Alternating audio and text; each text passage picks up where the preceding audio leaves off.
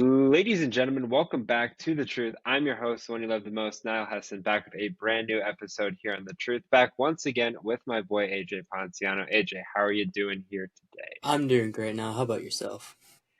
I'm doing great as well. Today we're going to be doing our second portion or second half of our sleepers and busts, starting things off by our wide receivers. So today we're going to give you guys each three busts and three sleepers for the wide receiver position, and we're going to continue on with this great series that I created in my mind. I thought it was brilliant. But if you guys missed the other two shows, we did quarterbacks and running backs. Today we're going to focus on wide receivers and tight ends.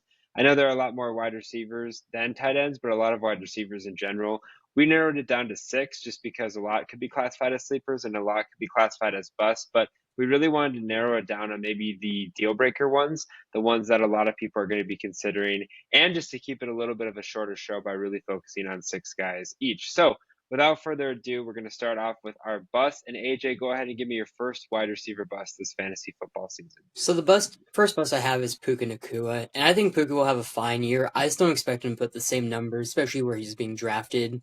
I want to say he's in that second echelon of wide receivers being taken right now, right around like late second, early third round. But I don't expect him to have 105 catches, which was a rookie record, over 1,400 yards, almost 1,500 yards, another rookie record, and 6 touchdowns. He did play all 17 games, which is great. But in those 17 games, only 12 of them Cooper Kupp was there. And I expect Kupp to be healthy this year. He's had some injuries the last 2 years. But again, if he's healthy, I believe he is still wide receiver one there. As good as Puka was last year and as young as he is compared to Kupp, Kupp and Stafford already had that connection there. And Puka kind of was just the successor there when Kupp was out. And I think Puka will have a fine season. I just don't expect him to have those wide receiver one type numbers, be able to compete with being a top 6 or 7 wide receiver after that first tier go by. I'd rather go in a different direction there. I'd rather go draft Kupp later on in round, I don't know, 8 or 9 compared to Puka in the third round or in the second round. Yeah, to piggy off that a little bit, because I am kind of on that bust side for Puka Nacua.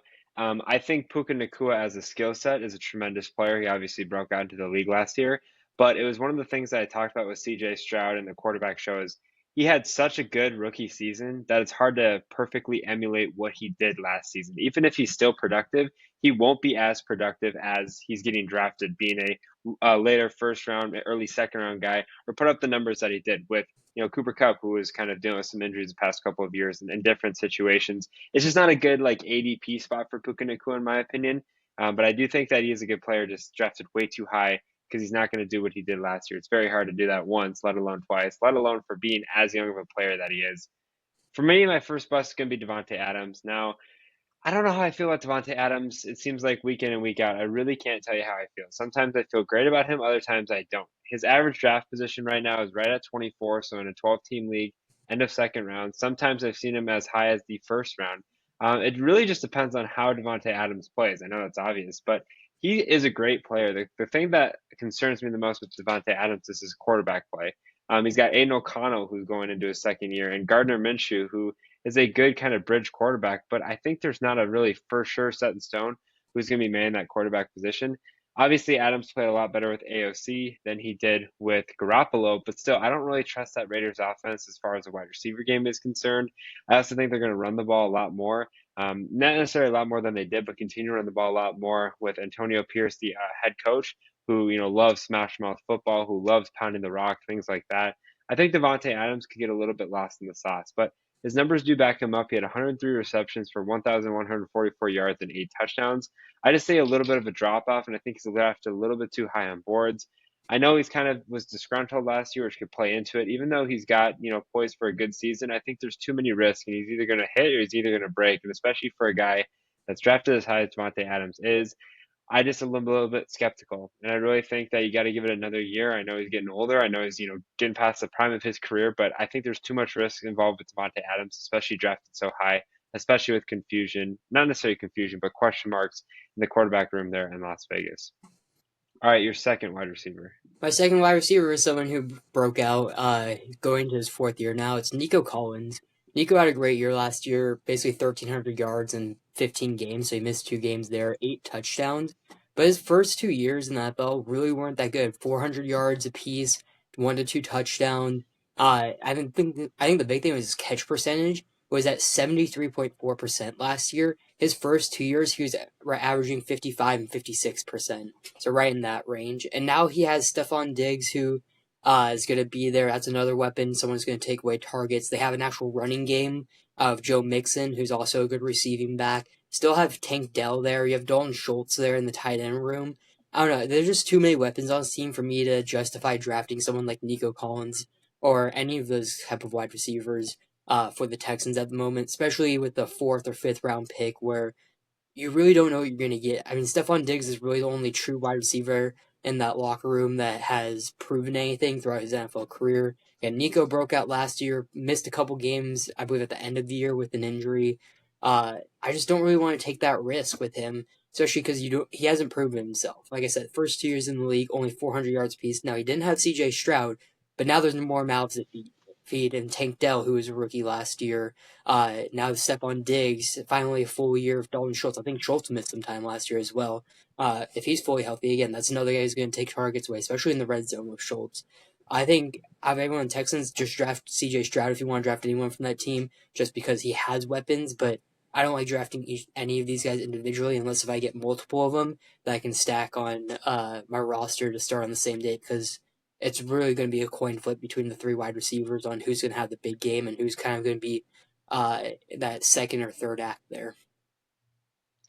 Yeah, so I'm gonna go with a different Texans wide receiver in Stefon Diggs. Look, I mean, I'm a big Stefon Diggs, or I was a big Stefon Diggs fan when he played for Minnesota, as you remember very well, the Minneapolis Miracle against your New Orleans Saints, one of the best moments of my life. But he was the one that caught the ball, and that was kind of where I gained that appreciation for Stefon Diggs. But in all seriousness, right, he leaves Minnesota, or he gets traded from Minnesota to Buffalo in the pick that ended up drafting Justin Jefferson. So it was a pretty good trade off if you're a Vikings fan. But had a good start of his career there in Buffalo in 2020, his first season. Had 1,500 yards with the 8 touchdowns. Kind of dropped off a little bit, came back up, dropped off. It had his worst season in Buffalo. Actually played in all 17 games for the Bills, but had 107 receptions for 1,183 yards and 8 touchdowns. Now he goes over to Houston. And I just don't like guys that go over to Houston, especially guys, not necessarily Houston, but go over to a different team, especially guys with the pedigree that Stefon Diggs has. He's a guy that likes to have the football, similarly to Davante Adams. I think a lot of wide receivers do, but he's the one that's going to be on the sidelines complaining, throwing his helmet, yelling, screaming, whatever. That's just bad mojo. That's just bad vibes. The Texans, they bring him in to hope to be that playmaker that he was in Buffalo, that he was in Minnesota. But now they got to deal with the off the field, or not necessarily off the field, but off the, like, on the sideline type stuff that could really kind of hurt that Texans team, that young Texans core that's really took a step up far more than they were expecting to last season. Also, on top of that, with the Texans, there's a lot of mouths to feed. As you mentioned, Nico Collins, maybe up and down year, Tank Dell coming back from injury. They got also guys that I kind of forgot about to the Hall of Fame game, but Xavier Hutchinson, John Mechie, these are guys that were young prospects for the Houston Texans to kind of be the future of that organization. Now, do I think they're going to get more reps than Stefon Diggs? No, but these are guys that still have tons of talent that could easily be a wide receiver 3, even wide receiver 2 on a lot of teams there. So I think there's a lot of mouths to feed in Houston. I think Stefon Diggs and CJ Stroud, not that they won't have a good connection, but if they don't have a good connection, it's really going to hurt the Texans as a whole. And again, Stefon Diggs is one of those guys that, I've personally liked, but again, early round 3, late round 2, a guy that I'm kind of holding back a little bit just so I can kind of see a full year there in Houston and really where CJ Stroud and Stefon Diggs connection is at. But I don't know. It could be one of those things that booms right away like Josh Allen and Diggs, or it could be one of those things that falls right away, kind of like a tough Davante Adams situation where he potentially wants out in that first year there in Houston. So I'm just going to avoid that as much as possible. Okay, your final wide receiver. So my final wide receiver is Marquise Brown. Hollywood Brown is also known by. Now he's on the Chiefs. Much better situation, you would think. But he's had 2 elite quarterbacks in his career, in Lamar Jackson and Kyler Murray. I get Lamar isn't as big a pass thrower as Kyler Murray or Patrick Mahomes, obviously, but he just hasn't shown any type of production, like true wide receiver 1 production. Not really even guy you want to throw in your flex position. He's had 1 good year in his career, which was year 3, which I believe in 2021, which was, I believe, Lamar Jackson's first MVP year. there. He had 6 touchdowns, over a little bit over 1,000 yards. Outside of that, he hasn't broken 800 yards. He has 2 700-yard seasons and 2 500-yard seasons. Career high in touchdowns was in his second year with 8. With Kyler Murray, just really couldn't do anything. Also, another thing, he missed 3 games last year. He missed 5 games the year before that. His rookie year, missed 3 games. He had 2 years with 16 and 20 and 21. Just the only thing is also with the weapons that the Chiefs have, there's younger options there. Xavier Worthy's basically Marquise Brown, probably faster version. They're both smaller guys, quick guys. Rashid Rice, someone I still really like. I know he's gonna miss some time for, I believe, 3 games at the beginning of the season. Travis Kelce's still there. He had a bad year last year. I expect him to bounce back. Sky Moore, I really like Sky Moore. I know he hasn't really had the big production, but in the playoffs he kind of showed off some things that he could do. I would hope that he would have a bigger role. I just think Marquise Brown is just going to get mixed up in there. He's not really going to find a true role there. He may be like a 700-800 yard type guy with 5 6 touchdowns, but that's not someone who I'm excited to draft. I'd rather go draft his counterpart in Xavier Worthy, because there's a good chance Xavier Worthy is going to be used a lot more. I mean, he was a first round pick there. The Chiefs traded up to go get him. They're obviously have a plan for him. I get he has a little bit of a hamstring thing going on, but I expect him to be healthy by week 1. That's in a month roughly. I expect them to be able to get him through that and him to be ready week 1. Yeah, I mean, Hollywood Brown was a guy that I was considering putting on my bust list as well. I just don't know what to do with him. I mean, I have him on my dynasty team and I'm kind of holding on to him, but as far as regular fantasy is concerned, I don't know if I want to draft him. I mean, yeah, he showed a lot of, grit and a lot of fortitude at times in Arizona, but then that foot injury really plagued him. Now he goes over to Kansas City. Obviously, he's got the best quarterback probably we'll ever see potentially in Patrick Mahomes. But again, it's kind of similar to Houston in my mind, in the fact that although they don't have maybe as much skill wide receivers, there is still a lot of mouths to feed there in Kansas City. Obviously, Xavier Worthy is the new guy they brought in, Kelsey, Rashid Rice when he comes back. As you mentioned, Sky Moore, guys that they still hold on to. How much is Hollywood Brown really going to be an impactful player? I just don't know. I don't think he has the potential to be, wide receiver 1, wide receiver 2 on a really pass heavy offense. For me, it's going to be Kennan Allen, and it's simple. Kennan Allen's 32. The last 2 seasons, he hasn't played a full season.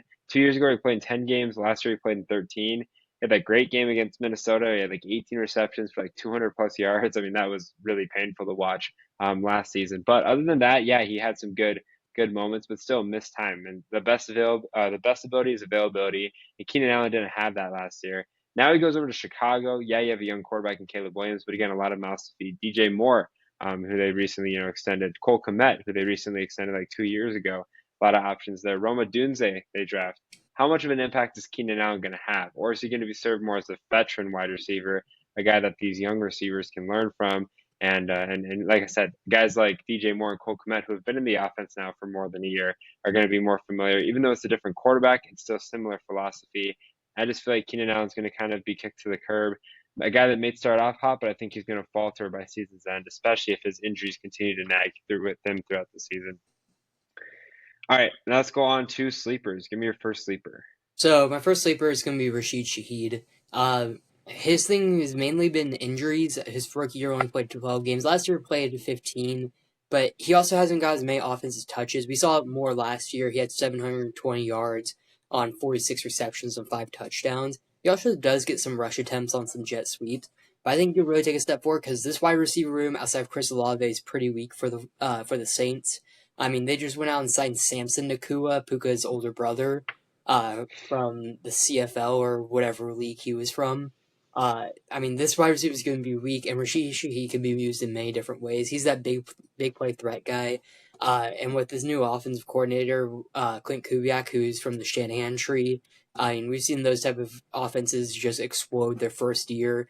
They may not be successful for multiple years down the road, but it seems like whenever a Shanahan offensive coordinator, leaves him, that first year with whatever team he goes to, it seems like it'd be a big year, especially with just like random guys you don't really think of who would have a big year, just breaks down and gets 1,000 yards. Now, I don't think Rashid gets 1,000 yards. I think between like to 900 yards is very fair for him. But I could see him pushing 10 total touchdowns. I could see him getting 2 rushing touchdowns, maybe 3, and some receiving touchdowns just from the different looks that they give him.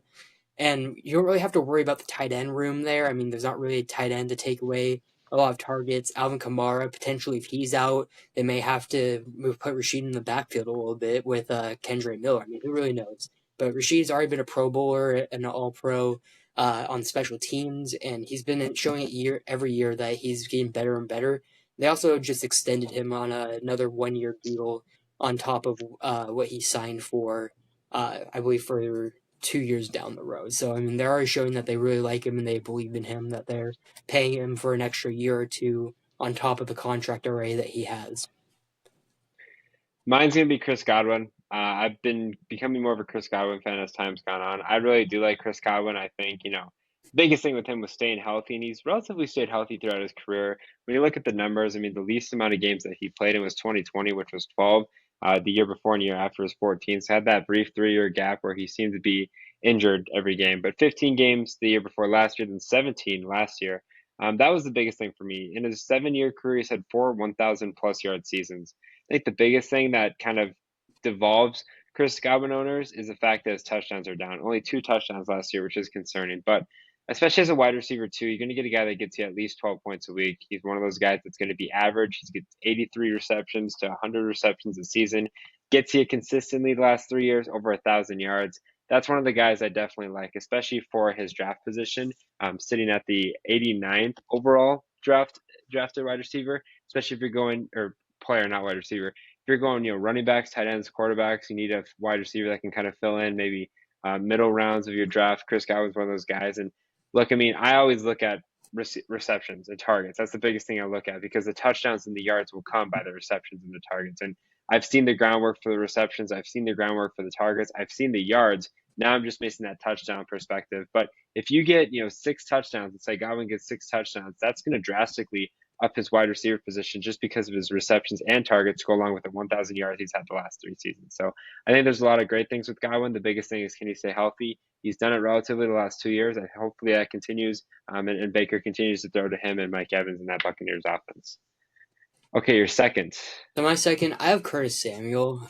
He's now not a Washington Commander. He is a Buffalo Bill, which I think is going to be huge for him. He finally has a quarterback who can give him the ball. I mean, when you're in Carolina and Washington for your first 2 years, it's going to be rough trying to put up numbers there.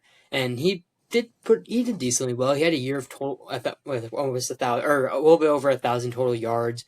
Never been a huge touchdown guy, but he's been able to do it all. I could see him kind of taking that Cole Beasley role that we saw a couple years ago with him and Josh Allen, more of that underneath guy, safety blanket, and with, we're guessing, Keon Coleman being the number one wide receiver there and Kincaid being the tight end one. There's room for wide receiver two there, or kind of that slot guy safety blanket. I mean, Khalil Shakir, I believe, is the only other wide receiver on that roster that would take away targets outside of Coleman. There really isn't anyone who has shown to step up, and he's a veteran on the roster. I mean, he knows the type of role he's going to get. He knows that he's going to be rushing the ball a little bit. He's going to be receiving the ball a little bit. With Josh Allen, he may not be running as much with James Cook in the backfield also, who is a solid receiving back. But Curtis Samuel, that's just that safety blanket. I believe Cole Beasley was right around 700 yards every year, maybe 800 yards with a couple touchdowns, probably 5 to 7, somewhere in that range. That's somewhere I can see Curtis Samuel. And also, Curtis Samuel is one of those names that feels like the last 3 years in fantasy, weeks I want to say 14 through 17, 13 through 17, he's getting 25 points a game just out of nowhere, and someone just picking him up off waivers and winning a championship because of him, because there's no other really options there. And he's just one of those guys who always, right on that playoff time, has a big game or two and pushes the team over the top to get to the playoffs. So he's someone I like. He's a veteran in that locker room with a lot of young wide receivers. I think that he will have a really solid role there with Josh Allen having the best quarterback so far in his career. Yeah, so I'm going to go with Jayden Reed for my second. I've been really big on Jayden Reed, and I honestly didn't realize how much of an impact he had last year in his rookie year, particularly towards the later half of the season. I mean, he was one of those guys that, week 14 on was getting you at least 15 points. Week 17 got you 27. Week 14, he got you 20. that's great numbers for a guy like Jayden Reed, who was a rookie last season, especially when you need it the most in the playoffs. But they showed a very heavy emphasis on getting Jayden Reed the ball, and I think that's going to continue going into this year. He only had 11 carries last year. I know I talk a lot about him being kind of a Deebo Samuel, but they at least entertained the idea. 119 rushing yards and 2 touchdowns. That's pretty good for a wide receiver on 11 carries, averaging basically 11 yards per carry. But per catch, I mean, he had 8 receiving touchdowns, 64 receptions, 793 yards. I always say year two is the biggest jump for particularly wide receivers, and this is his second year in the NFL. And this is going to be a huge jump for Jayden Reed. I think, as much as I hate to say it as a Vikings fan, I think this young Packers wide receiver core that they have really is going to take a step up. With Jordan Love playing way better than everyone was expecting him to play, including myself. Guys like Jayden Reed, Dontavian Wicks, guys that nobody's really talking about are going to be guys that really kind of step up for the Packers. And Jayden Reed has the potential by season's end to be a wide receiver one. Do I think that's in the realm of possibility? Yes. Do I think it's going to happen? I don't know. But he has at least that possibility. And for a guy that's drafted below Chris Godwin, a guy that's drafted on average the 100th overall pick, I mean, round 7-ish, round 8, that's crazy for me to think that a guy with that much talent, that rookie season, can really kind of not do it the same for the next year. I really do believe that he can. So I'm going Jayden Reed and buying a lot of shares of him. And again, that's coming from a Vikings fan. So yeah, no, it's true here as far as his production and just that Packers young receiving core as a whole. All right, now your final sleeper. So my final sleeper, I have Terry McLaurin. If you watch this podcast for or listen to it for the past year and a half, I love Terry McLaurin, and he's so underused with the Commanders. Has some of the best hands in the league, and now he has the best quarterback of his career. I mean, he was switching through like Taylor Heineke, Marcus Mariota, just not really big name quarterbacks or really any quarterbacks that's worth drafting in fantasy. So it's not even really that good of a quarterback. Sam Howell last year. I mean, I thought he would have a good year for Sam Howell because Sam Howell's a gunslinger, but didn't really happen. But now the Commanders have new offensive coordinator in Cliff Kingsbury, who we saw with Kyler Murray and D-Hop early on.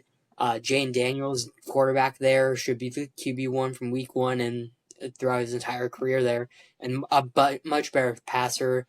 I don't know. McLaurin's just super underrated. He's drafted later, and now he's in his best situation like he has been in his entire career. He finally has an offensive coordinator who likes pushing the ball down the field.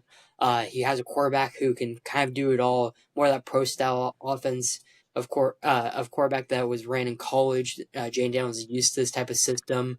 I think that one of the big things is that they're trying to get the ball out of Jane Daniels' hands as quick as possible. So that's also going to create a lot of receptions and a lot of targets for McLaurin. One of his big things also is his health. I love his health. The last 3 years, played all 17 games. In 2020, did miss 2 games. His rookie year did miss 2 games there, or 3 games there, playing 14. But he's been healthy his entire career. He's gotten targets. He's just been the only wide receiver there. So there's always been the cornerback one there and then a safety on top because he's really been the only weapon. That's why you saw other guys like Curtis Samuel, like I mentioned before, not really that good of a guy, or it's a good guy, but has just got the opportunities because there's no other options there, and they kind of just have to dump the ball. I think McLaurin, yes, he'll still have the top number 1 cornerback on him and probably safety on top, but now he has a quarterback who can actually deliver him the ball on time.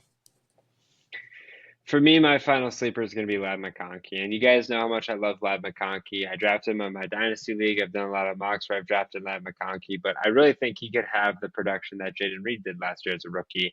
Ladd McConkey is taking a lot of first team reps, particularly in the slot. And when a wide receiver, especially like Ladd McConkey, is lined up in the slot, you're going to get a lot of targets and a lot of receptions. And again, I think the situation's even greater in the fact that the Chargers don't really have anybody to throw the ball to now that they lost Kennan Allen and Mike Williams. Joshua Palmer, I think he's going to take a step up. Their tight ends may, but they need a good slot receiver, and that's why they traded up to get the 34th overall pick and draft Ladd McConkey. On top of that, he's a guy that Jim Harbaugh likes. He's a guy that does it on the field, off the field, and everything in between. And all in all, I think this is a guy that could be the next Kennan Allen for the Chargers, a guy that could be consistently, doesn't blow you away with speed, although he's fast and faster than Kennan Allen. He doesn't blow you away with speed. He's a great catch target. He catches a lot of balls. He's going to get a lot of touchdowns. And all in all, I think it's going to be a great career for him. He's drafted 120th overall, so he's a guy that, you could draft very much and have a lot of success. I know a lot of people are saying, hey, you were very high on Quentin Johnson last year. It didn't work out. Yeah, I understand that. But Ladd McConkey's a different player than Quentin Johnson. I think he's better than Quentin Johnson, even though he was selected higher. And I think Ladd McConkey's got a great opportunity to have success in his rookie season, and more than after his rookie season down the line as well. But especially for his value right now, he's a guy that could really jump off the page and really make an impact, particularly towards the later end of the fantasy season, which is obviously, the most important when it comes to the postseason. Thank you guys for listening to another episode here on The Truth. If you guys did enjoy it, make sure you follow The Truth on Twitter at The Truth as we want to stay up to date with the latest information regarding The Truth, including podcast dates, podcast uploads, and other important information you don't want to miss. Make sure you guys also follow The Truth on Instagram and TikTok at the.tt.truth. Are you looking to find a drink that offers peak hydration, raises your energy levels, speeds up your recovery, and keeps your mind sharp to focus and memory? Look no further than with Acid Rainwater. I'm excited to partner with Bloodline Sports AZ and Acid Rainwater, which focuses on peak hydration and productivity, will also maintain the ecosystem-friendly product. Use code HESSON15, that's HESSON15 for 15% off every purchase. As always, I'm your host, one you love the most, Niall Hesson, joined once again by AJ Ponciano. Take care and good night.